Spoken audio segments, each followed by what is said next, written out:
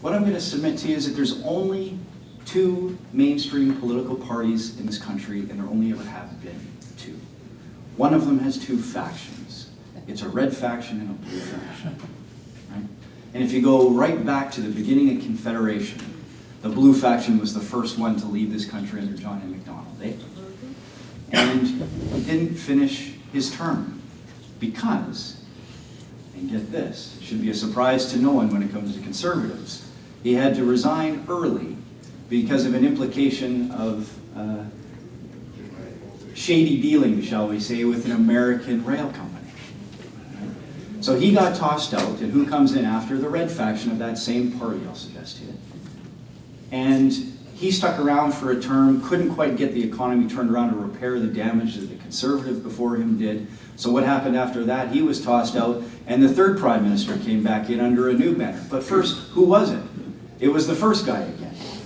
But not running under the Conservatives, he was running under the banner of the Liberal Conservative Party of Canada. And I'll submit to you that ever since the very beginnings of this country, they have continued to run as two factions of the same party and have ruled this country in the same fashion since Confederation. And then there's a second party, and it wears orange coats. And it's just like Brother Porteous' shirt in the back. Absolutely, it's a good shirt. Thanks for wearing it. And there's a few special things about that party. First one is it's never formed government. Right? We've never had that second party run this country before, and we've been successful in some provincial jurisdictions, but certainly not federally. So that's the one thing that differentiates it from the other. The other thing that differentiates it, if you look at the two factions of this other party that has run the country, the blue faction looks like the boss and sounds like the boss, and I'll tell you, it acts a lot like the boss, because if you look at it closely, it's made up of bosses. Right? It always has been, and it still is, and they don't apologize for it. What differentiates the red faction from the blue faction is that they try a lot to look like us. And they sound a lot like us quite often, and sometimes they come up with a pretty good-looking leader, too. Nice hair. That's right. Yeah. Better than mine. But if you look closely, they don't act like us, because they're not made up of people like us, for the most part. Right? And if you really stop listening to what they tell us and you start watching what they do, which is how we have to gauge politics, I'm going to say, you realize that they are the same as the other guys, and how they voted on Bill C-51 is a perfect example. How they approach health care, how they approach a number of different things is a very good example. And when you see them really dip in the polls like you are now, that's when they really start to sound like us. When they start talking about proportional representation, the importance of saving this and that. And they always govern to the left. Sorry, they campaign to the left, but they govern to the right every single time.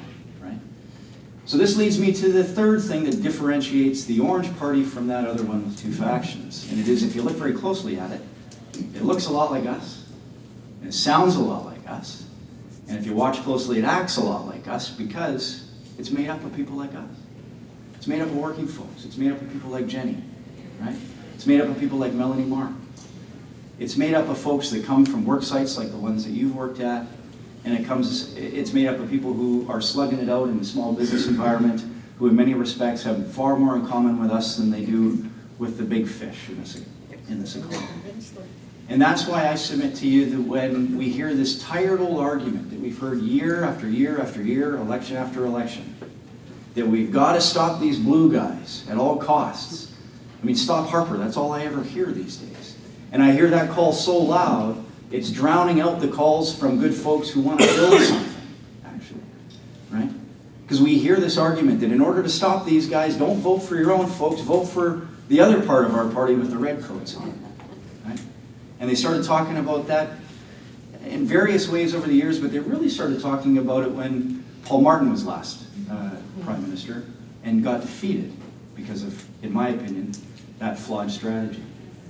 And they kept talking about it when Stéphane Dion was their leader. And that's when the Conservatives first formed a majority. And they've been talking about that ever since, and they're talking about it now. But I'm going to submit to you that that is the best way to ensure that the Conservatives will continue. Because it is a flawed strategy, and if you think about it with not very much time, you can figure it out pretty quickly. Here's why. The entire strategy is predicated on picking the candidate in each riding who's most likely to defeat a Conservative. And it sounds pretty good when you say it that way. Yeah, I like that. I hate these guys. I want to make sure they don't get elected. Let's pick the one who's most likely to defeat them. But the part of that sentence you have to examine most closely is, we're going to pick the person who's going to most likely defeat the Conservatives. Well, how are we going to make that decision? And this is where, when we get into these debates, which are very important, you hear this argument from the side that supports this, which is, well, it's very easy. We rely on polling. That's where it falls apart. Because it's the same polling that told us that in 2013 we were 20 points ahead. It's the same polling that said that Jean Charest was going to have a smashing victory in Quebec. It was the same polling that said, and we don't even look at this too much because of the recent victory in Alberta, that the NDP was going to be 20 or 25 points ahead of where they were. And nobody really criticizes that too much because we got the outcome we wanted and have always desired, but it was still quite inaccurate. And so if you're making these decisions before a campaign even starts, which remember is what shifts voters' intentions over the course of the campaign, there's a very good chance you're going to pick the wrong person. And in fact, that's exactly what's happened time and time again, where some folks have put all of their efforts not behind the candidate who's talking about the principles that are important to us, who are talking about rebuilding this country, but rather are just repeating this message of stopping Harper. And he keeps getting elected as a result of it. So sisters and brothers, I can't tell you how to vote. I'd sure like to be able to. I'd like to be able to follow you to the ballot box and make sure you vote the right way. But I can't do that. But I'll never hide from you how I intend to vote. And it doesn't matter what riding I'm in. It doesn't matter who tells me that we haven't got a hope in hell of electing a new Democrat. I'm going to vote for a new Democrat in every riding in this country if I could.